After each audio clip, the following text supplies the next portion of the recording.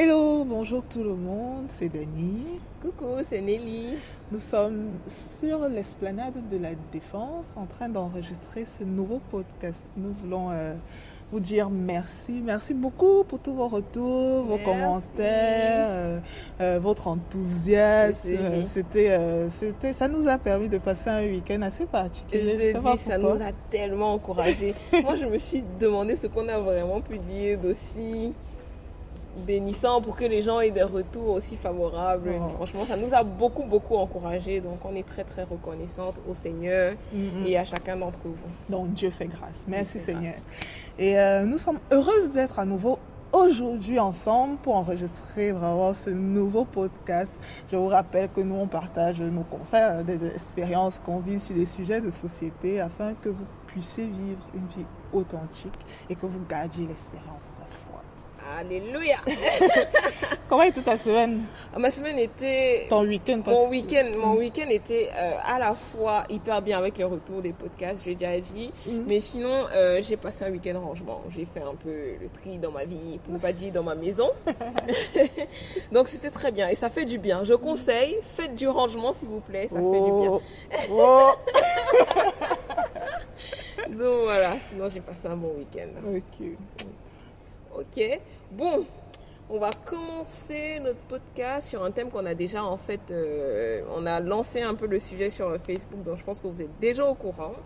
Et j'ai commencé par une petite phrase pour Dani. Quelle est alors, c'était quand la dernière personne que tu as rencontrée et qui est devenue pour toi un ou une amie? C'était il y a combien de temps? Il y a pas très longtemps, j'ai rencontré une personne que je connaissais depuis très longtemps, qui était déjà même venue dormir chez moi, qui avait déjà passé du temps, avec qui on avait l'habitude de parler, de discuter dans les différents cercles, avec qui on est parti voir des concerts. Mais c'était pas mon ami. Et c'est devenu mon ami depuis il y a à peine un mois. Mois et demi.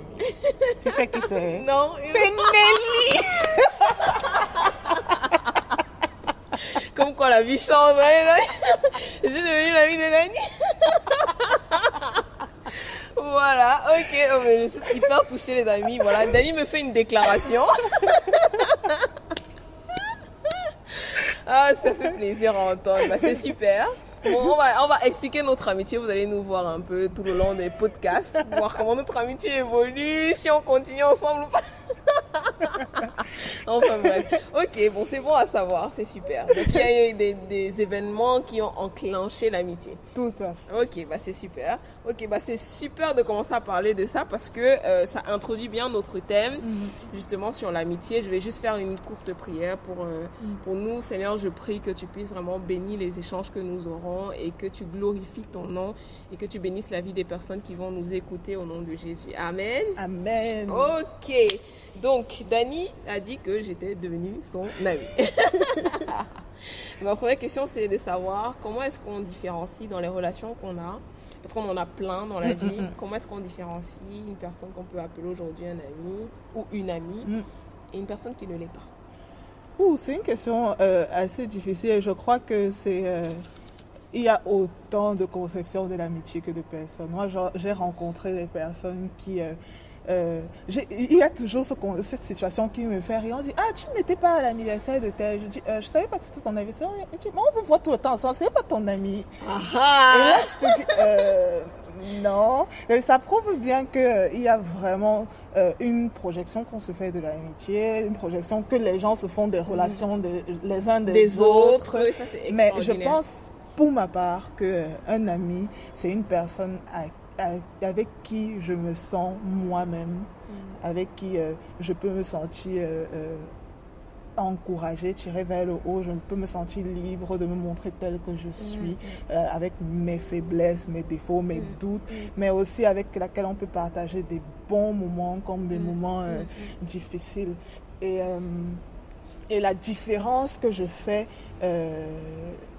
avec les personnes qui sont juste dans mon cercle, je crois que c'est vraiment c'est vraiment subjectif. Et j'ai appris avec le temps à user de précautions parce que des fois, on peut avoir l'impression que telle personne, on est clair avec nous-mêmes que telle personne n'est pas notre ami, mais la personne pense qu'on est son ami. Et je crois que c'est vraiment une question subjective. Je pense aussi qu'il y a une dimension de langage d'amour. Est-ce que j'estime que une personne est mon amie quand elle m'accorde du temps, quand on passe de bons moments ensemble, ou bien c'est une personne qui me valorise, ou c'est une personne qui n'oublie jamais mon anniversaire, qui me donne un cadeau. Je crois que tout ça, c'est des choses qui peuvent faire que on a le sentiment d'être l'ami de quelqu'un ou pas. Et ce que tu dis me fait penser à une sœur que je connais qui rend beaucoup service aux gens. Et elle me dit souvent que parce qu'elle rend service aux gens, les gens croient qu'elle le fait parce qu'elle veut devenir leur amie, ou alors à la suite des services qu'elle fait, elle est devenue leur amie, alors que pour elle, c'est pas vraiment sa conception des choses. Elle peut rendre service à tout le monde, la terre entière, mais ça ne veut pas pour autant dire que pour elle, c'est de l'amitié. Et moi, je pose beaucoup une question à ceux qui m'entourent. C'est vraiment un sujet qui me tient à cœur. J'aime beaucoup leur demander, est-ce que vous avez une juste opinion de vous-même? C'est toujours la première question. Est-ce que vous avez une juste appréciation des relations que vous avez avec les autres? Et je trouve que quand on n'est pas conscient des relations qu'on a avec les autres, on peut se trouver dans beaucoup de déconvenues. De se dire que je pensais que telle personne était mon amie, mais je me suis rendu compte parce que j'ai eu telle situation, la personne n'a pas agi comme... Et des fois, je m'attendais à des fois, il y a une vraie déception amicale. C'était peut-être ton amie, elle n'a pas été au rendez-vous, mais j'ai plus souvent rencontré des situations où j'estime que vous n'étiez pas amis. Vous n'étiez pas amis et tu ne le savais juste pas. C'est un peu dommage. Tu ne savais pas en fait que cette relation-là est dans un sens. Tu es son ami, mais elle n'est pas ton ami. Elle n'est pas son ami. Et moi, je pense qu'il faut toujours clarifier les amitiés et se le dire. Parce que je pense que chacun pense de son côté sans jamais se le dire. C'est toujours source à problème et à frustration. Il faut se le dire clairement que, oui, voilà, au vu de notre relation, de ce qu'on a vécu et de... Ok, bon les amis, désolé, on a eu une petite interruption, mais bon, ça c'est les aléas du direct. Bon, c'est pas grave. Alors, ce qu'on disait tout à l'heure, c'est que je pense que c'est vraiment très important en amitié de se le dire. Que je suis ton ami, tu es mon ami, indépendamment de... Enfin, en fonction de ce qu'on a pu vivre ensemble et qui a fait que j'ai jugé que telle personne puisse devenir mon ami, de se le dire clairement pour que la personne en face puisse aussi dire si c'est réciproque ou pas. Et ça évite les problèmes, les incompréhensions et tout ce qui va avec. Est-ce que tu es prête à ce que quelqu'un te dise qu'en fait ton amitié là n'est pas réciproque? Est-ce que tu as déjà dit à quelqu'un que ton amitié n'est pas réciproque? C'est chaud. Moi, c'est ton conseil là, Nelly, franchement. Tu dis qu'il faut se dire les choses, mais moi ça m'est déjà arrivé de le dire à quelqu'un quand même. Que c'était... Parce que la personne me l'a dit dans les blagues du style... est-ce que je suis ton ami ou on n'est pas amis? Quelque chose comme ça. Et moi, j'ai répondu, non, on ne l'est pas. Tu vois, ça c'est encore facile. Mais moi, j'ai eu une situation d'une personne qui me reprochait le fait de pas lui témoigner suffisamment d'affection au regard de notre amitié. D'accord. Et moi, je n'estimais pas que nous étions amis. Et là, c'est un peu compliqué, quoi. Est-ce que tu lui dis ne t'attends pas à recevoir plus parce que de toutes les façons, je ne suis pas ton ami? Ou est-ce que tu lui dis qu'est-ce que tu lui dis? Donc c'est là où je trouvais que voilà. C'est compliqué. Alors, de deux choses l'une. Pour moi, la première chose c'est que si tu estimes que quelqu'un est ton ami, il faut aller le lui dire pour clarifier, donc au moins ton opinion vis-à-vis de la personne. Maintenant, si c'est toi qui reçois, c'est-à-dire que quelqu'un te manifeste de l'amitié et que, bon, tu te dis que non, moi, j'estime pas qu'on est amis pour le moment, ça dépend aussi de plein de choses, mais il y a plusieurs façons de le faire. Soit le dire de façon directe, mais parfois c'est abrupt, soit de prendre de la distance au fur et à mesure et dans ta façon d'agir. Par exemple, je sais pas moi, si on organise son anniversaire et que tu n'es pas parmi les personnes qui se sont démenées pour organiser son anniversaire, elle va comprendre petit à petit que non, mais elle ne fait pas ci pour moi, elle ne fait pas ci pour moi, elle ne fait pas ci pour moi. Et ça peut aider. Tu ne non, prends pas en prenant de la distance. Je pense pas. Parce que des fois, la personne reviendra te dire, oui, tu n'as pas fait ci pour mon anniversaire alors qu'on était amis, alors que tu voulais justement lui transmettre un message, tu vois. Mais c'est dur, hein. moi, ça m'a vraiment, je sais pas moi, rendu humble, tu vois, de te dire que en fait, tu ne fais vraiment rien pour mériter l'affection des gens. Et ça ne te donne pas le droit, en fait, de les blesser en retour. Moi, j'ai juste pris sur moi en lui disant que ouais, ma chérie, écoute, enfin, j'ai pas forcément le temps. Ce n'est pas que j'ai un problème avec toi, c'est que je n'y pense pas forcément. La prochaine fois, je ferai un effort. Et je priais aussi par rapport à ça. Je disais que vraiment, Seigneur, tu as mis ce feu-là dans le cœur de cette personne pour moi. Donne-moi d'y répondre, donne-moi de l'intérêt, ou donne-moi à défaut d'y répondre, de ne pas la blesser, tu vois. Et je sais que, enfin, le Seigneur a permis qu'on puisse trouver un moyen un terrain d'entente, ou bien un moyen d'avoir une connexion, de se retrouver sur quelque chose. Parce que je trouve aussi que l'amitié, c'est les points communs. C'est sûr. Et des fois, vous n'avez juste pas de points communs. Et même si c'est une personne que tu apprécies, ça s'arrête là parce que vos vies sont différentes. C'est sûr. Et le Seigneur a permis qu'on trouve un terrain d'entente, un terrain favorable. Je pense aussi que c'est ce qui est arrivé avec nous. Le Seigneur a créé un contexte et que même si on était deux personnes qui s'appréciaient de loin, on ne pouvait pas dire vraiment qu'on se connaissait. Et je pense que il faut juste prier. Il faut prier. En tout cas, moi j'attends vos retours. Je ne sais pas quels sont vos tips. Si vous avez déjà vécu ça, quelqu'un qui vous a dit que vous êtes mon ami, vous a dit non, pas du tout. Et comment est-ce que vous avez réagi? Qu'est-ce que vous conseillez? Franchement, je suis aussi preneuse. Peut-être je m'y prends complètement mal. Non, peut-être je m'y prends complètement mal, mais bon, vraiment c'est... Ne rêve pas, je suis pas ton ami. Ne rêve même pas, on n'est pas amis du tout. Il y a Nelly, ça va que tu étais Dieu comme ça là. Bref. Bon les amis, voilà, vous découvrez Nelly, ok. Ok, bon, on va essayer d'avancer. Moi, je pense qu'il y a aussi l'une des clés dans l'amitié qui est pour moi importante, c'est le fait de pouvoir être vulnérable. En tout cas, l'amitié est fonction pour moi du degré d'intimité que tu as avec la personne. Et dans le degré d'intimité, il y a forcément une partie où tu t'ouvres et tu te montres tel quel. Ce qui ne va pas être le cas avec forcément tout le monde. Donc, je pense que c'est aussi un bon moyen de pouvoir à chacun distinguer parmi les relations qu'on a, qui sont les personnes avec qui je peux vraiment dire que je suis amie parce que je m'ouvre entièrement, et les personnes avec qui je peux dire que bon, là c'est plus une relation parce qu'on a les mêmes centres d'intérêt, ou alors parce qu'on est dans un même groupe, ou parce que voilà, je suis dans un groupe de jeunes, on a telle vision, bon, on travaille ensemble, et vraiment faire la distinction entre les deux. Et par rapport à ça, j'ai un verset que j'avais préparé dans Jean 15, et c'est Jésus qui dit, je vais vous lire le verset, c'est dans Jean 15, verset 15, et Jésus dit, je vous ai appelé amis parce que je vous ai fait connaître tout ce que j'ai appris de mon Père. Et dans ce verset-là, je vois vraiment, quand Jésus parle de nous en tant qu'amis, un degré d'intimité dans le sens où il explique ce qu'il a connu du Père. Il le partage avec nous. Donc, les personnes avec qui on est en mesure de partager des choses qui nous sont propres et personnelles et intimes, ce sont des personnes qu'on peut classer, si je peux dire comme ça, comme des amis, contrairement à d'autres. Si je peux passer tout le temps avec quelqu'un, mais je ne fais que travailler avec la personne. Par exemple, j'écris dans un blog et je ne fais que travailler avec la personne. Vous pouvez juste être même en train de rigoler. Vous trouvez, c'est une personne avec laquelle vous blaguez bien, ou c'est une personne avec laquelle vous tapez les divers, mais ça n'en fait pas forcément des amis.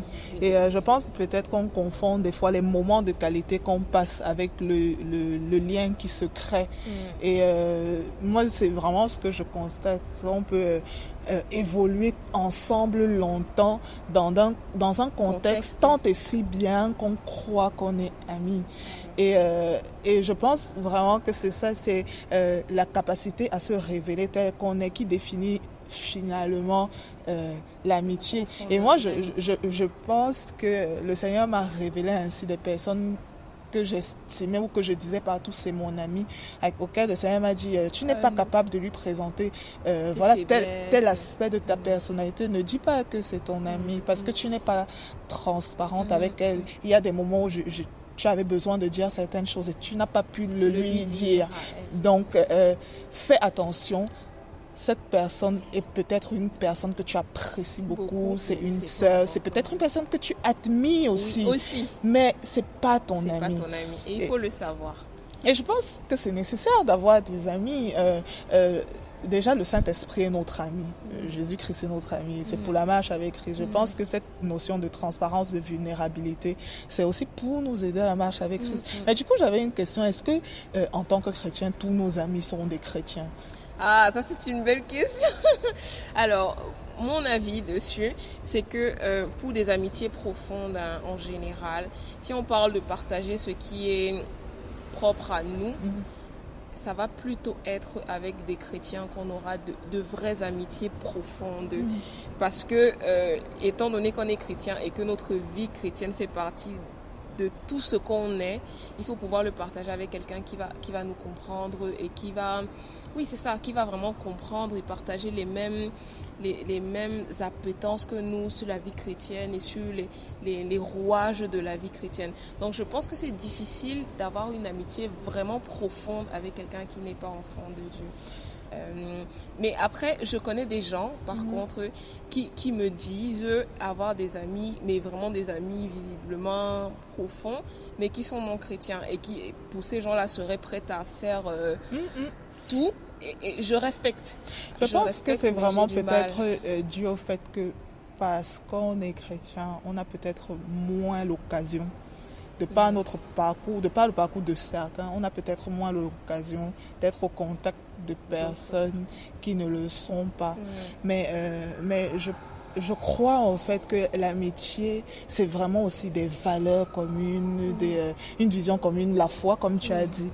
Mais il y a aussi le fait que, le Proverbe 17 dit que l'ami aime en tout temps et que dans le malheur, il se révèle un frère. Et je vois que, en fait, c'est vrai qu'il n'y a que par Christ qu'on peut aimer pleinement et vraiment, mais qu'il y a des gens qui ne sont pas chrétiens qui aiment, et qui sont vraiment des frères et des sœurs pour des personnes chrétiennes. Et si ce n'est pas par l'amitié, comment prêcher l'évangile à ces personnes? Si ce n'est, est-ce que on peut aimer quelqu'un? On peut aimer quelqu'un, oui, et lui dire ok, on va lui prêcher l'évangile, mais je crois aussi que l'amitié est vraiment un gros faisceau d'évangélisation. D'évangélisation, ça c'est vrai. Et qu'en tant que chrétien, on est souvent aussi interpellé, tu vois. Moi, ça m'interpelle, en tout cas, je ne veux pas forcément être fermé.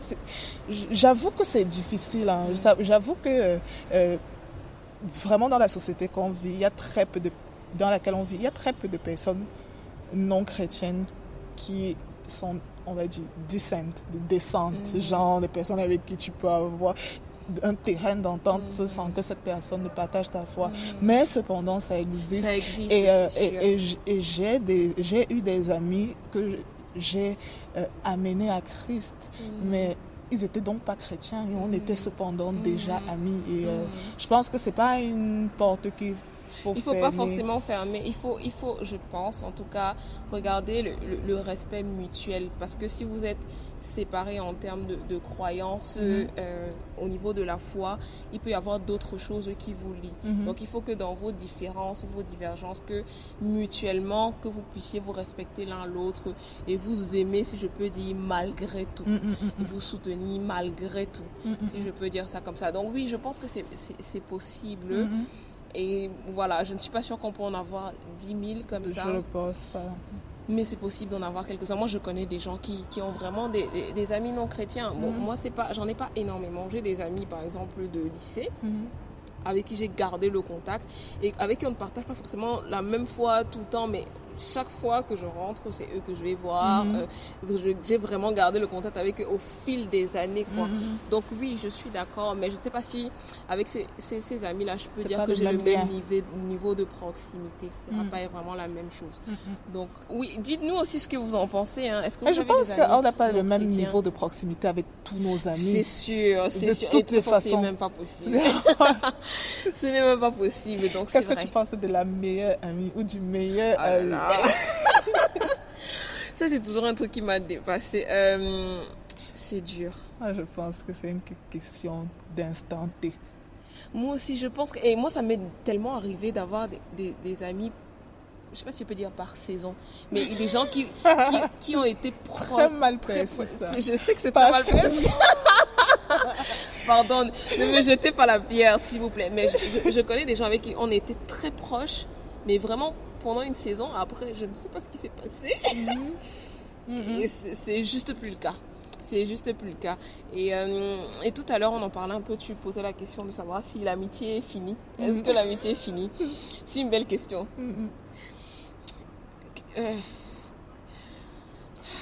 C'est dur. Hein. Je crois que l'amitié finit. Est-ce que, vu que, nous sommes des êtres qui changeons, donc notre nature change. On croit vraiment que le Seigneur nous transforme de gloire en gloire. Donc on change, nos centres d'intérêt changent, même nos opinions changent. Il y a des personnes avec lesquelles tu t'es senti proche à un certain moment et qui ont pris des directions dans leur vie qui vous éloignent. Je ne pense pas que le lien d'amour ou l'affection ou l'admiration, tout ce qu'on a dit qui n'était pas l'amitié, vont partir. Mais je pense qu'à partir du moment où tu ne te sens plus à l'aise à partager un certain nombre de choses avec cette personne, il faut admettre que cette amitié est finie et en faire le deuil. Et en faire le deuil et reconnaître que la relation a changé et que ce n'est pas la fin du monde. Non. C'est juste et que c'est pas même la fin de votre relation. Et c'est pas la fin de votre relation. Qui sait comment demain le Seigneur ou je ne sais pas quelle circonstance arrivera qui fera que vous vous rapprochez à nouveau. C'est vrai, c'est super. Bon, on n'a plus beaucoup de temps, donc on va passer juste peut-être rapidement au point que je voulais parler, qui est le fait d'entretenir ses relations et ses amitiés. On va peut-être pas tout aborder là tout de suite, mais est-ce que tu aurais 1, 2, 3 tips à donner aux personnes pour pouvoir entretenir leurs amitiés? Parce qu'on dit qu'il y a des relations qui finissent, mais parfois ça finit parce qu'on n'a pas fait des efforts. Oui, c'est une plante comme on arrose. Moi, je compare l'amitié à une plante. C'est une plante qu'on arrose. Donc parfois on ne l'arrose pas pour des raisons diverses et variées, mais pour des personnes qui connaissent leurs amis et qui veulent entretenir leurs relations. Qu'est-ce que tu leur donnerais comme conseil? Je vais donner un conseil assez vague. Je crois que tout le monde pourra l'adapter aux relations auxquelles il pense, à ses amitiés. Et je sais que c'est cliché, je sais qu'il y a beaucoup de personnes qui en ont marre d'entendre parler des langages de l'amour. J'en fais un peu partie, mais souffrons d'en entendre encore un peu parler. Je voulais dire que l'un des meilleurs moyens de nourrir ces relations amicales, c'est de parler le langage de nos amis et d'essayer de parler le langage de nos amis pour qu'ils comprennent en fait qu'on les aime. C'est ça qui nourrit le lien d'amitié. Voilà, une telle aime beaucoup les cadeaux, les petites attentions. Moi, je voyage beaucoup. La manière de garder mon lien, c'est de me dire, ok, je vais lui rapporter à chaque fois quelque chose. C'est pas mon langage. Moi, ça pourrait être... J'aime beaucoup passer du temps avec les personnes dont je me sens proche, mais c'est pas forcément le moyen par lequel cette personne se sent le plus aimée, mais je vais parler son langage. Il y a d'autres personnes qui aiment se sentir valorisées. Et tu vas lui dire, tu vas passer un coup de fil, savoir alors comment ça va ce projet dont tu m'as parlé. Ou bien, j'ai vu que tu as posté un nouvel article sur ce truc, j'ai beaucoup aimé ce que tu as fait. Pour moi, c'est vraiment... voilà, être ingénieux, réfléchir, se laisser inspirer sur les manières de témoigner l'affection, de l'amour à l'autre et de savoir que ça coûte. Ouais. Et dans ce que tu dis, il y a un mot qui je reviens et que moi j'aime beaucoup, qui est l'intentionnalité, le fait d'être intentionnel dans les actes qu'on pose. Et si je résume ta pensée, c'est petit 1, connaître l'autre, connaître ce que l'autre aime, et petit 2, poser les actes concrets pour témoigner cet amour. Donc, je ne sais pas si vous avez d'autres tips que vous pouvez donner, conseiller aux gens. On n'a pas tout abordé malheureusement, mais peut-être qu'on fera un prochain podcast pour aborder d'autres points qu'on avait notés, mais pour lesquels on n'a pas eu le temps. Mais si vous avez des tips, n'hésitez pas à réagir, à commenter, à partager votre expérience, à demander des conseils. Vraiment, n'hésitez pas beaucoup. Pas du tout, pardon. On n'hésite pas beaucoup quand même. Alors, du coup, est-ce que je ne vais pas oublier de vous dire, c'est qu'on a une nouvelle adresse email. Enfin, on avance petit à petit, on l'a déjà dit, petit à petit, mais sûrement. Donc, vous pouvez nous contacter directement dans l'adresse email For Hope and Freedom, donc vous connaissez, c'est notre nom, forhopeandfreedom@gmail.com, pour nous envoyer vos questions, vos remarques, ou alors inbox via la page Facebook qui a été créée, For Hope and Freedom. Vous pouvez aussi réagir au podcast en question directement sur la page Facebook qui a été créée, ou alors sur YouTube, parce qu'il y a des liens sont aussi possibles sur YouTube. Et ce qu'on voulait aussi vous dire avant de se séparer, c'est que on veut ouvrir une nouvelle rubrique, répondre à vos questions. On a beaucoup de questions qui nous sont posées naturellement autour de nous sur des sujets, des questions pratiques de la vie, sur le boulot, l'école, les relations avec les amis, les frères et sœurs en Christ. Si vous avez une interrogation, n'hésitez pas à nous envoyer votre question par l'adresse mail, et on va ouvrir une nouvelle rubrique. On ne sait pas encore comment ça va s'appeler, demande à Dani et Nelly, ou enfin on ne sait pas, mais envoyez-nous vos questions et on y répondra en anonyme selon ce que le Seigneur nous mettra à cœur de vous dire. Et notre vision, c'est vraiment d'aborder des sujets de la vie de tous les jours, les questions qu'on peut se poser. Donc c'est pour ça que Dani parlait des questions qu'on se pose au travail, dans les relations, dans la foi, dans la famille, peu importe, les questions de la vie de tous les jours. On veut pouvoir apporter notre pierre ou vous donner une réponse ou un début de réponse, et vraiment vous conseiller aussi et partager notre expérience aussi. Peut-être on a sûrement vécu les mêmes choses que vous. Donc c'est pour ça, n'hésitez pas, quelle que soit la question la plus terrible que vous pouvez imaginer dans votre tête, basique, ou la plus basique, que vous vous dites que bon, mais personne ne s'est jamais posé cette question, n'hésitez pas à nous envoyer et puis on essaiera. Si on ne sait pas, on vous dira. Exactement. Bye bye, passez une bonne soirée, une bonne journée ou une bonne après-midi selon le moment auquel vous écouterez ce podcast. Que Dieu vous bénisse. Et à bientôt.